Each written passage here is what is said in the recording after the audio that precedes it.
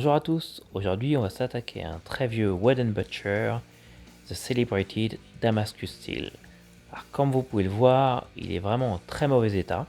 Donc ce que j'ai fait c'est que je l'ai poli à l'aide d'une Dremel.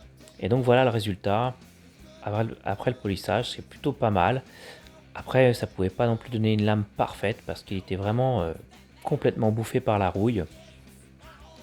Et du coup, si on voulait garder un minimum de gravure sur la lame, je ne pouvais pas tout enlever. Mais bon, euh, on va voir ce que ça donne. C'est pas garanti que le fil soit préservé.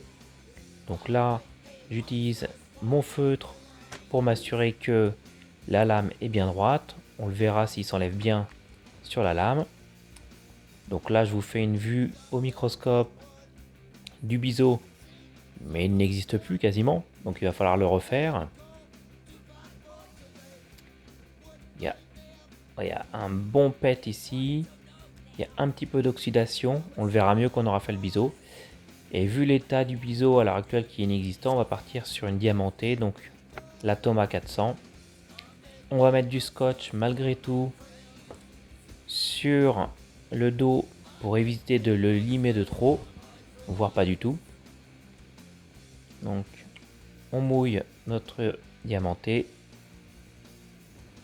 et on y va.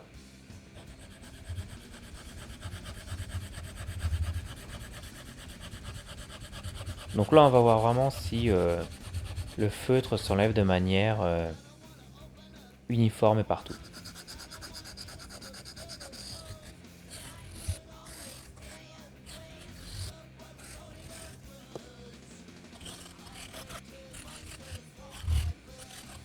Donc avec une diamantée, le scotch va pas durer longtemps, donc voilà, on doit déjà le changer et on va devoir en mettre plusieurs.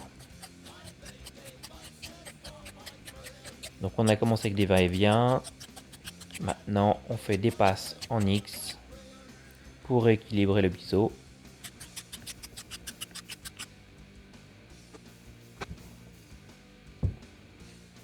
Et voilà, on a fini avec notre diamanté. On va pouvoir passer désormais avec une pierre japonaise Shapton 1000.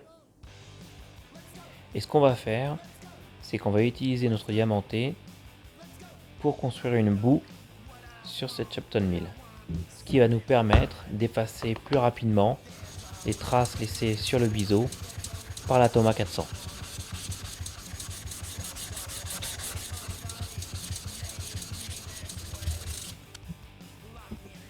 Là, on récupère la boue et on y va. Donc pareil, des allers-retours, des petits cercles au départ.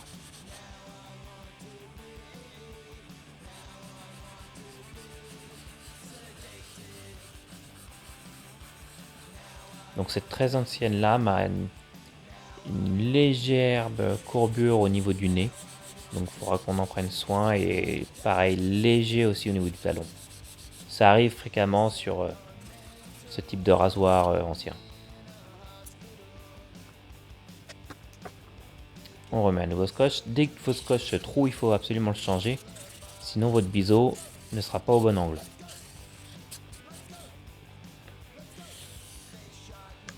On repasse sur nos passes en X.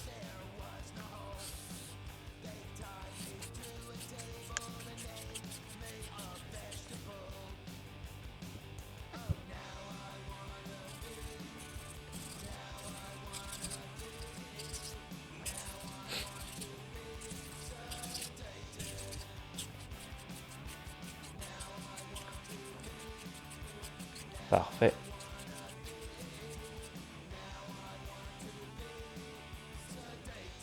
Et donc là je fais le test pour voir si j'arrive à couper les poils de bras sans toucher la peau. Donc à quelques millimètres de la peau. Ce qui veut dire que je suis bon pour passer sur la pierre d'après. Et là c'était pas le cas. Donc on continue sur notre Shapton.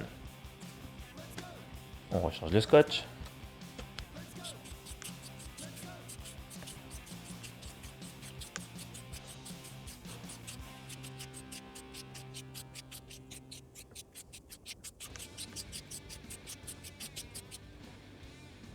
Donc vraiment la partie sur le biseau, c'est la partie qui va vous prendre le plus long. et il est important que ça soit bien fait. Ça sert à rien de passer à une pierre supérieure si votre biseau n'est pas bien fait. Donc c'est normal que vous passiez, on va dire, un tiers, voire 2 tiers du temps d'affûtage complet sur le biseau. Donc là voilà, là c'est fait. Donc on a créé notre biseau, on a un fil brut qui sera à continuer à affiler, mais on a un fil qui est assez décent par rapport au type de lame. Donc là, ah bah là on l'a vu, on a un petit peu d'oxydation, on a encore un bon petit pet ici qu'on va essayer d'effacer. Bon, c'est pas trop mal, hein, vu l'état de la lame d'origine, vu comment elle était rouillée, on a plutôt pas mal de chance. Donc là on passe sur une Shapton 5000. On l'humidifie, juste un film d'eau suffit. Et on continue avec nos va-et-vient en premier.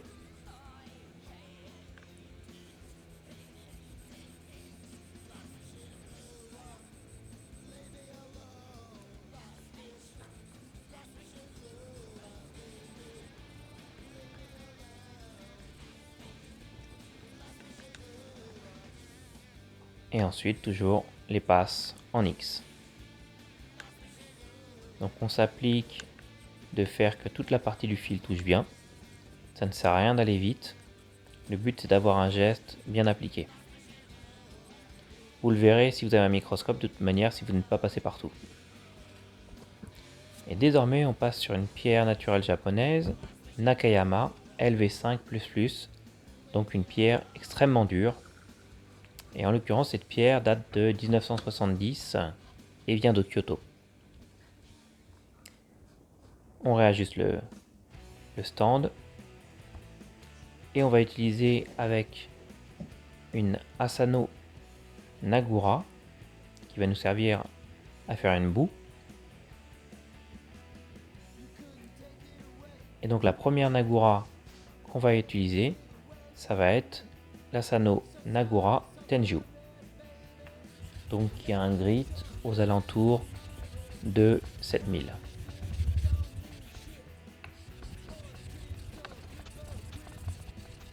Donc on fait une boue, on la rapproche près de nous afin de commencer avec la lame directement dessus. Donc les Asano, on essaye de pas trop mouiller les doigts sur les côtés. Ça sert à rien de mouiller la pierre pour rien.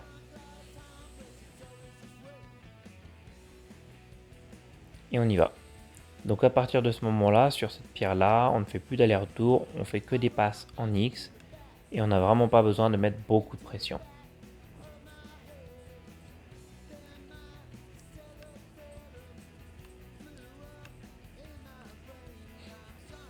Et là, l'avantage avec la boue, c'est qu'on voit vraiment si notre geste est bon. Parce que si la boue reste sur la pierre et ne part pas avec la lame, c'est que notre lame n'est pas bien appliquée sur la pierre. On regarde si le faisceau de lumière passe bien le long du fil et on fait notre inspection sur le microscope. Donc là c'est pas mal, on a effacé la plupart des traces d'avant.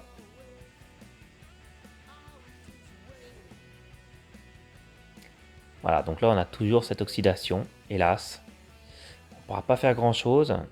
Et avec cette mini dent qui nous reste, comme vous avez vu, le souci c'est que si je continue d'affûter plus, j'ai une chance que cette oxydation me fasse casser mon fil. Du coup voilà, on fera pas vraiment des miracles avec cette pierre là, avec cette lame là pardon. Du coup là on passe sur l'Asano Nagura Mejiro, donc qui a un grit autour de 9000. Donc voilà, on n'aura pas comme je disais, un fil parfait avec cette lame, hein, parce qu'elle était vraiment très détériorée, mais on devrait arriver avec une lame qui rase correctement.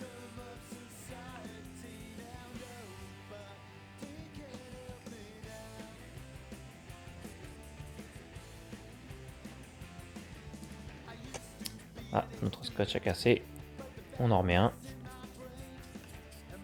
C'est vraiment important ça, si votre scotch il casse, il faut tout de suite le changer.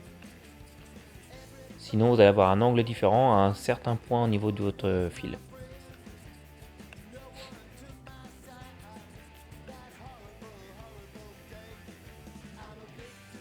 Et là, on est bon, on rince notre pierre et on passe sur une Tomonagora, donc qui est quasiment la même dureté que la pierre de base, donc qui nous donnera un grit à plus de 12 000. Donc on fait une boue, celle-ci sera une boue marron.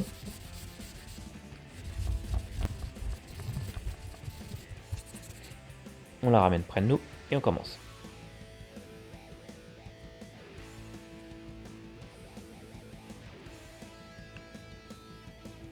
Donc à ce moment-là, au niveau pression, on est purement avec le poids du rasoir. On ne fait que guider la lame et s'assurer qu'elle soit bien plate et homogène sur la pierre.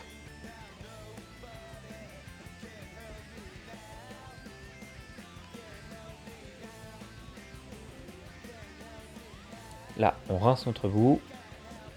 On l'a coupé avant à l'eau et là on la rase complètement. Et on va passer le rasoir à l'eau pure sur la pierre de base, la Nakayama. Donc ce qui nous donne un grit à plus de 15 000.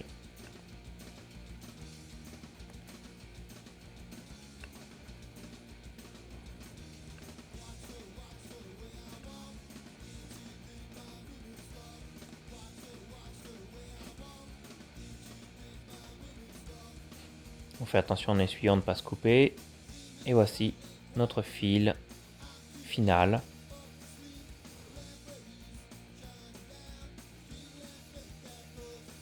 Qui est pas trop mal. Donc par rapport aux conditions du rasoir avant, c'est plutôt pas mal qu'on soit arrivé à ça. Donc là, on enlève notre scotch, on essuie bien notre lame, on fait attention à ne pas se couper. Voilà. Je ne sais pas si vous allez voir vraiment le fil là. J'ai ensuite passé ce rasoir au strop en cuir de cheval, donc j'ai fait 150 passes dessus. Et désormais, on peut faire notre test du cheveu, donc en prenant un cheveu à l'une extrémité et en le faisant tomber sur le fil. Et ce dernier doit se couper net. Donc ce rasoir n'émet aucun bruit, vraiment aucun bruit, c'est une lame pleine. Par contre, je ne sais pas si vous allez voir, mais on voit bien que le cheveu saute directement en se coupant sur le fil, ce qui est ce qu'on cherche. Donc on fait ça partout, à tous les endroits. Normalement, c'est un gage d'avoir un bon rasage par la suite. Donc c'était le cas. J'ai fait un rasage test par la suite avec un ensemble de chez Pinnacle Grooming et ça s'est passé superbement bien. Donc voilà, j'espère que la vidéo vous a plu. Voici d'autres vidéos à cliquer. N'hésitez pas à souscrire et à me mettre un pouce si vous aimez bien. Merci, au revoir.